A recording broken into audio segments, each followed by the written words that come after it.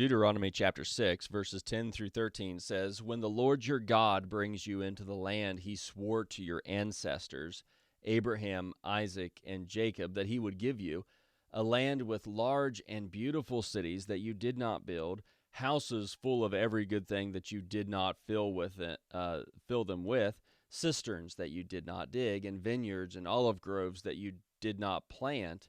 And when you eat and are satisfied, be careful not to forget the Lord, who brought you out of the land of Egypt, out of the place of slavery. Fear the Lord your God, worship him, and take your oaths in his name." As Moses prepared the Israelites to take possession of the Canaan land, he urged them to carefully obey God many times throughout the book of Deuteronomy.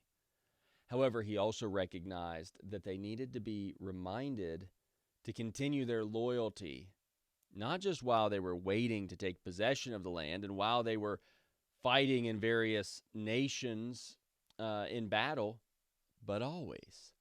He recognized the temptations they would face whenever they were living in the land God had promised them, in cities they did not build, in houses full of good things they did not work for, cisterns they did not dig, vineyards they did not plant, and when they had plenty of food to eat, that the temptation in these times, they may be lulled into forgetting God.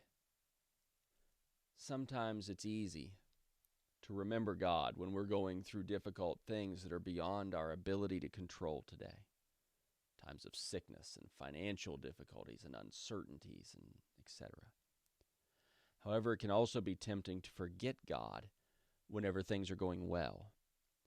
Although God likely does not completely fade from our memory, and we may still do some things that please him, it is possible for us not to serve him as diligently as he desires in these times. In fact, many times people tend to see themselves as being self-sufficient in these times and start using those things God has blessed them with in selfish ways that do not honor God as they should.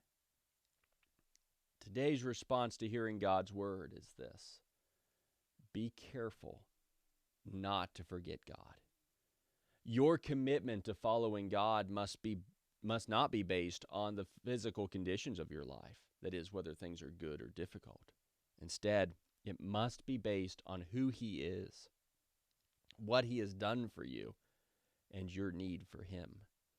Therefore, regardless of what is going on in your life, you must be careful to remember God always and determine that you will walk according to his instructions so as to honor him.